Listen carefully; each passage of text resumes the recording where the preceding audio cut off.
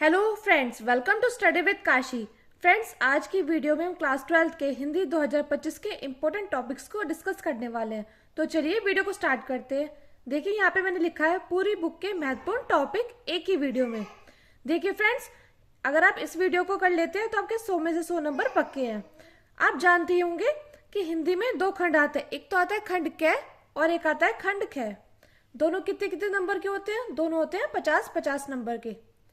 50 number का खंड क और 50 नंबर का खंड ख। अब देखिए फ्रेंड्स, हमारा पहला टॉपिक है हिंदी के बहुविकल्पीय प्रश्न। ये कितने नंबर के आते हैं? ये आते हैं हमारे 10 नंबर के। कितने नंबर के आते हैं? ये आते हैं हमारे 10 नंबर के हिंदी के बहुविकल्पीय प्रश्न। जिसमें हमारा पहला क्या है? जिसमें हमारा पहला हिंदी गद्य का इतिहास, शुक्ल युग, शुक्लोत्तर युग, ये विधाएं। और दूसरा है विधाएं, निबंध, उपन्यास, कहानी और आलोचना। तो हिंदी गद्य का इतिहास कितने नंबर का आता है? यह आता है हमारा 5 नंबर का। फ्रेंड्स, ये जो हिंदी के बहुविकल्पीय प्रश्न होंगे ये 10 नंबर के होंगे और 10 ही क्वेश्चन आएंगे।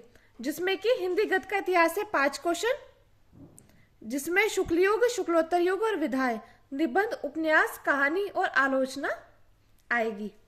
अगला देखिए, अगला है काव्य साहित्य का इतिहास। ये कितने मार्क्स का आता है? ये आता है हमारा 5 मार्क्स का। ये 5 मार्क्स का आता है, जिसमें आधुनिक काल, भारतेंदु युग, द्विवेदी युग, छायावादी युग, प्रगतिवादी युग और नई कविता, ये हमारे 5 मार्क्स के आते हैं। फ्रेंड्स, ये जो हिंदी के बहुविकल्पीय प्रश्न ये फिक्स नहीं है। अगर आपको तैयार करने हैं तो आप गद्य और पद के जो जीवन परिचय हैं, जैसे हजारी प्रसाद द्विवेदी जी का, प्रोफेसर जी रेड्डी का, इनका पूरा जीवन परिचय याद कीजिए। रचना याद करेंगे तो आपको बहुत हेल्प मिलेंगी।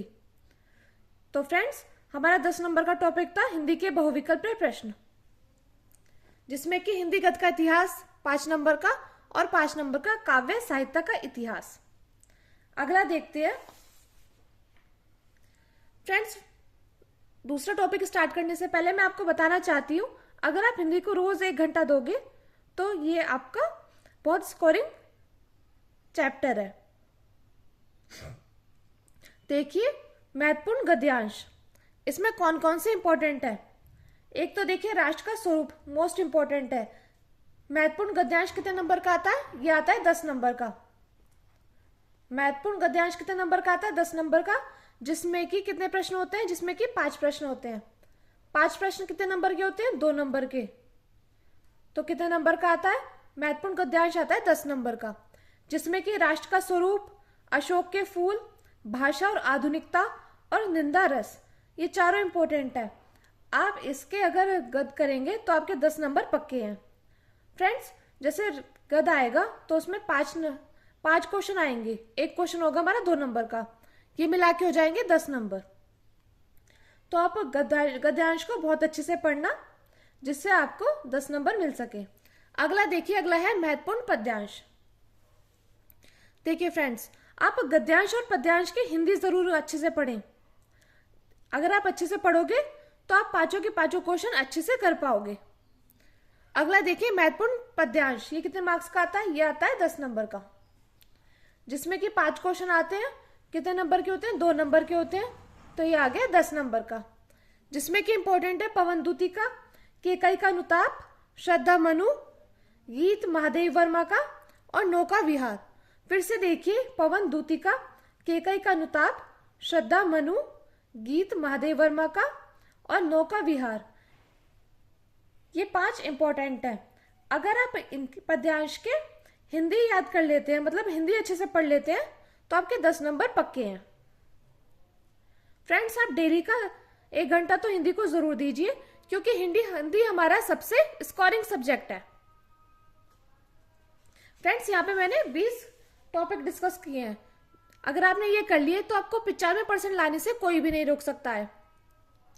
ये जो सारे क्वेश्चन है ये फिक्स है और बार बार परीक्षा में पूछे जाते हैं। फ्रेंड्स, हर जिले में 7 सेट बनते हैं एक बार में, और हर जिले का सेट अलग अलग होता है। तो फ्रेंड्स, ये जैसे जीवन परिचय, ये सब रिपीटेड ही आते हैं, क्योंकि आप IAS PCS की तैयारी नहीं कर रहे हैं, आप 12th बोर्ड परीक्षा की तैयारी कर रहे हैं। और इसका सिलेबस हमेशा फिक्स ही होता है। अगला देखिए, अगला है लेखक का साहित्यिक परिचय। ये फ्रेंड्स कितने मार्क्स का आता है? यह आता है आपका 5 मार्क्स का। लेखक का साहित्यिक परिचय 5 मार्क्स का आता है, जिसमें कि वासुदेव शरण अग्रवाल, आचार्य हजारी प्रसाद द्विवेदी, प्रोफेसर जी सुंदर रेड्डी। ये मोस्ट इंपॉर्टेंट है। अगर आपने ये 3 कर लिए ना तो आपका 5 नंबर पक्के हैं। फ्रेंड्स, मैंने इन जीवन परिचयों पे वीडियो बनाई हुई है। अगर आपको वीडियो देखनी है तो आप Vasudev Sharan Agrawal by study with Kashi के नाम से देखिएगा, आपको मिल जाएगी। तो फ्रेंड्स, लेखक का साहित्यिक परिचय में कौन कौन से इंपॉर्टेंट है? वासुदेव शरण अग्रवाल, आचार्य हजारी प्रसाद द्विवेदी और प्रोफेसर जी सुंदर रेड्डी। ये 3 इंपॉर्टेंट है। अगर आपने ये 3 कर लिए ना तो आपके 5 नंबर पक्के हैं। कुछ लोग कहते हैं कि अगर जीवन परिचय में 4 से 5 पेज भरेंगे तभी आपको पूरे नंबर मिलेंगे, परंतु ऐसा नहीं है। मैंने फ्रेंड्स बहुत ही आसान ट्रिक से बताया हुआ है कि आप जीवन परिचय कैसे लिखेंगे और आप कम समय में कैसे 5 नंबर प्राप्त कर सकते हैं। अगला देखिए, अगला है कवि का साहित्यिक परिचय। 5th टॉपिक है कवि का साहित्यिक परिचय। ये कितने मार्क्स का आता है?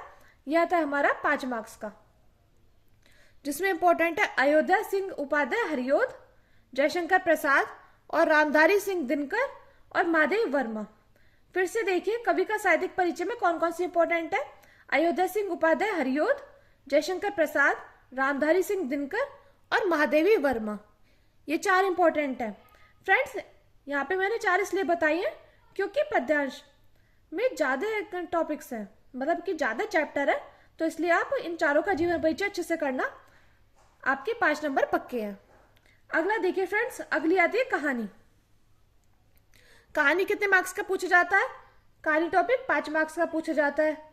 इसमें फ्रेंड्स हमसे क्या पूछ सकता है? सारांश, की कहानी का सारांश बताइए या फिर कहानी का उद्देश्य बताइए। इसमें जो क्वेश्चन आता है हमसे बोला जाता है कि कहानी का सारांश बताइए, ये कहानी का उद्देश्य बताइए। तो कौन कौन से हमारे इंपॉर्टेंट है? एक तो पंचलाइट मोस्ट इंपॉर्टेंट है, बार बार परीक्षा में पूछा जाता है कि पंचलाइट कहानी का सारांश बताइए, पंचलाइट कहानी का उद्देश्य क्या है। अगला देखिए, अगला है बहादुर। ये मोस्ट इंपॉर्टेंट है, बार बार परीक्षा में पूछा गया है। अगला देखिए, अगला है ध्रुव यात्रा। बार बार परीक्षा में पूछे गए हैं फ्रेंड्स, ये रिपीटेड होते हैं। फ्रेंड्स, लास्ट में मैं आपको बताऊंगी कि कौन कौन से क्वेश्चन फिक्स्ड है जो बार बार परीक्षा में पूछे गए हैं, इनको एग्जामिनर कभी नहीं हटा सकता है। तो देखिए, कहानी में 5 नंबर पक्के हैं अगर आपने पंचलाइट, बहादुर और ध्रुव यात्रा का कर लिया है। अगला देखते हैं फ्रेंड्स, अगला क्या है? अगला है खंड काव्य। खंड काव्य कितने मार्क्स का आता है? खंड काव्य आता है हमारा 5 मार्क्स का। कितने मार्क्स का आता है? 5 मार्क्स का, जिसमें कि फ्रेंड्स ये देखिए, मुक्ति यज्ञ, सत्य की जीत, रश्मि रथी, आलोक व्रत, त्यागपति और श्रवण कुमार। फ्रेंड्स, खंड काव्य फिक्स नहीं है, ये हर जिले के वाइज अलग अलग दिया गया है। तो आप अपने मैडम या टीचर से पूछ लीजिएगा कि आपके जिले में कौन सा खंड काव्य है। फ्रेंड्स, अगर आपने खंड काव्य कर लेना तो आपके 5 नंबर पक्के हैं। और देखिए, ये इतने सारे दिए गए हैं लेकिन हर जिले में फिक्स होता है। जैसे बदायूं का अलग है, गाजियाबाद जिले का अलग है, तो इस टाइप से। अब देखिए फ्रेंड्स, इतना था हमारा खंड क्या है, तो हम देख लेते हैं इसमें हमारे कितने मार्क्स हो गए।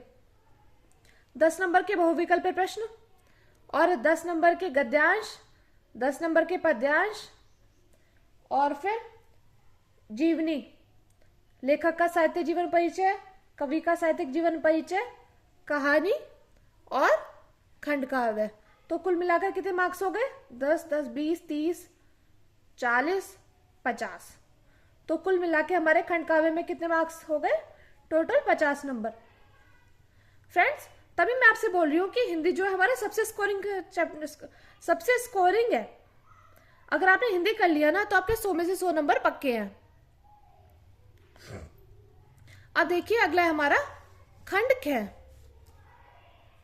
सबसे स्कोरिंग सब्जेक्ट है फ्रेंड्स हिंदी। अगला देखिए खंड ख। खंड ख में देखते हैं संस्कृत गद्यांश, जो कि कितने मार्क्स का आता है? 7 मार्क्स का आता है। संस्कृत का गद्यांश कितने मार्क्स का आता है? 7 मार्क्स का, जिसमें कि जातक कथा, संस्कृत भाषाएं महत्तम, महामना मालवीय और पंचशील सिद्धांता। फ्रेंड्स, जातक कथा, संस्कृत भाषाएं महत्तम, महामना मालवीय और पंचशील सिद्धांता मोस्ट इंपॉर्टेंट है, बार बार परीक्षा में रिपीट हुए हैं। चाहे कोई से भी जिले का पेपर उठाकर देख लो, ये जो चारों चैप्टर है ना, इनमें से गद्यांश तो रिपीट हुए हैं बार बार। तो संस्कृत गद्यांश कितने मार्क्स का आता है? 7 मार्क्स का, जिसमें कि जातक कथा, संस्कृत भाषा महत्व, महामना मालवीय, पंचशील सिद्धांत मोस्ट इंपोर्टेंट है, बार बार परीक्षा में पूछे जाते हैं। अगर फ्रेंड्स आपने इन चारों चैप्टर को कर लिया ना तो आपके 7 मार्क्स पक्के हैं। जितने भी टॉपिक्स फ्रेंड्स मैं बता रही हूं, अगर आपने 20 टॉपिक कर लिए ना तो आपको 100 में से 100 लाने से कोई भी नहीं रोक सकता है। अगला देखिए, अगला है 9वां टॉपिक, संस्कृत पद्यांश या श्लोक कितने मार्क्स का आता है? 7 मार्क्स का। संस्कृत पद्यांश या श्लोक कितने मार्क्स का आता है? 7 मार्क्स का, जिसमें कि इंपॉर्टेंट है फ्रेंड्स, इसमें 2 इंपॉर्टेंट है। ये जो मैं टॉपिक्स आपको बता रही हूँ पूरी बुक का निचोड़ है। तो देखिए, सुभाषित रत्नानी मोस्ट इंपॉर्टेंट टॉपिक है, बार बार परीक्षा में पूछा गया है, क्योंकि फ्रेंड्स पद्यांश जो है वो सुभाषित रत्नानी में है और जातक कथाओं में, तो सुभाषित रत्नानी में ज्यादा है। तो अगर आपने इस चैप्टर का कर लिया ना तो आपके 7 नंबर लाने से कोई नहीं रोक सकता है। तो फ्रेंड्स संस्कृत पद्यांश में इंपॉर्टेंट है सुभाषित रत्नानी, और अगला है जातक कथा, मोस्ट इंपॉर्टेंट है, बार बार परीक्षा में पूछा गया है। आप कोई भी जिले का पेपर उठाकर देख लो, बार बार परीक्षा में रिपीट हुआ है सुभाषित रत्नानी चैप्टर से। अगला देखते हैं, अगला है मुहावरे, मुहावरे और लोकोक्तियां। फ्रेंड्स मुहावरे लोकोक्तियां फिक्स नहीं है, ये कहीं से भी हमारी पूछी जा सकती है, तो आप इनको तैयार कर लीजिएगा। आप अगर रोज के 10-10 भी याद करोगे ना तो आपके मुहावरे और लोकोक्तियां पक्की हो जाएंगी। ये कितने मार्क्स का आता है? ये आता है हमारा 2 मार्क्स का। अगला देखिए, अगला होता है अपठित गद्यांश, कितने मार्क्स का आता है? यह आता है हमारा 5 मार्क्स का। अगर आपने अपठित गद्यांश तैयार कर लिया तो आपके 5 नंबर पक्के हैं। तो अपठित गद्यांश आता है हमारा 5 नंबर का। अब अगला है शब्द युग्म, ये कितने मार्क्स का आता है? शब्द युग्म आता है 2 मार्क्स का। कितने मार्क्स का आता है फ्रेंड्स? 2 मार्क्स का आता है शब्द युग्म। अगला देखिए शब्दार्थ, कितने मार्क्स का आता है? 2 मार्क्स का। तो अगला देखिए, अगला क्या है? अगला है अनेक शब्दों के लिए एक शब्द, ये कितने मार्क्स का आता है? ये भी आता है हमारा 2 मार्क्स का। अनेक शब्दों के लिए एक शब्द बताइए। अगला है वाक्य संशोधन, कितने मार्क्स का आता है? 2 मार्क्स का। तो देखिए फ्रेंड्स, व्याकरण में कितने, ये 2, 5, 7, 8, 9, 10, 11, 12, 13, 14, 15। तो फ्रेंड्स देखिए, ये अगर टॉपिक आपने कर लिए तो आपके कितने मार्क्स पक्के हैं? आपके 15 मार्क्स पक्के हैं। मुहावरे, लोकोक्तियां, अपठित गद्यांश, शब्द युग्म, शब्दार्थ, अनेक शब्दों के लिए एक शब्द और वाक्य संशोधन। अगला देखिए फ्रेंड्स, रस। रस देखिए कितने मार्क्स का आता है? ये आता है रस 2 मार्क्स का। कितने मार्क्स का आता है? 2 मार्क्स का, जिसमें कि श्रृंगार रस, करुण रस, हास्य रस और वीर रस, ये चारों मोस्ट इंपोर्टेंट है, बार बार परीक्षा में पूछे गए हैं। कभी पूछ लेता है वीर रस से आपके समझते हैं, वीर रस की परिभाषा व उदाहरण देकर बताइए, या श्रृंगार रस की परिभाषा व उदाहरण देकर बताइए, या करुण रस और हास्य रस से। तो फ्रेंड्स अगर आपको 2 नंबर चाहिए तो आप ये चारों रस कर लीजिएगा, एक तो श्रृंगार रस, एक करुण रस, हास्य रस और वीर रस। अगला देखते हैं, अगला क्या है? अगला टॉपिक है हमारा छंद। अगला टॉपिक 17वां टॉपिक है छंद, जो कि बार बार परीक्षा में पूछा गया है। छंद कितने मार्क्स का था? 2 मार्क्स का, जिसमें कभी पूछ लेता है दोहा छंद से आपके समझते हैं, सोहठा से आपके समझते हैं और चौपाई से आपके समझते हैं। इसका उदाहरण बताइए, इसमें कितनी मात्राएं लगती हैं? तो छंद टॉपिक कितने मार्क्स का था? 2, जिसमें दोहा, सोहठा और चौपाई मोस्ट इंपोर्टेंट है, बार बार परीक्षा में पूछा जाता है।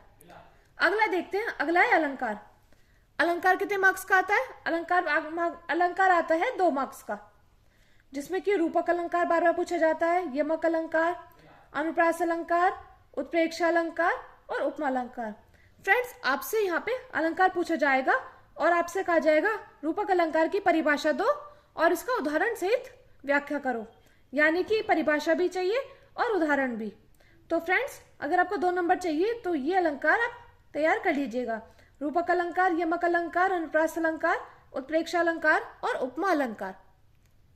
ये 5 अलंकार अगर आपने कर लिए तो आपके 2 नंबर पक्के हैं। ये जो फ्रेंड्स टॉपिक है ना ये फिक्स है, इसको कोई भी नहीं निकाल सकता है। अलंकार, छंद, रस ये फिक्स टॉपिक है, बार बार परीक्षा में पूछे जाते हैं। अगला देखिए 19वां टॉपिक है पत्र लेखन। कितने मार्क्स का आता है? 6 मार्क्स का आता है।